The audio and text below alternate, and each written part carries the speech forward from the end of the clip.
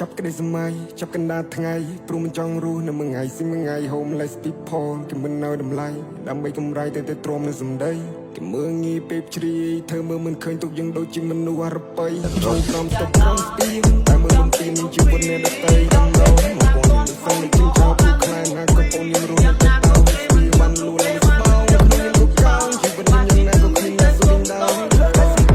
អង្គបីអង្គបីអាហារយកបងនៅផ្ទះពេលបើយ៉ាងណាក៏ខ្ញុំត្រូវទៅជំនះពេលបើយ៉ាងណាក៏ខ្ញុំត្រូវទៅជំនះ Just my dream like kilo តែមួយថ្ងៃមួយតែតែមិនដល់ទៅខ្ញុំមិនបាច់ការនៅណា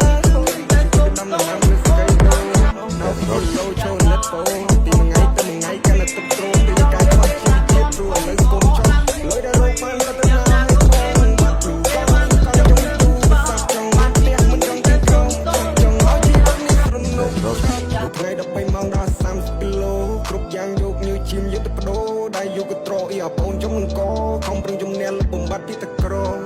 ម៉ងគេ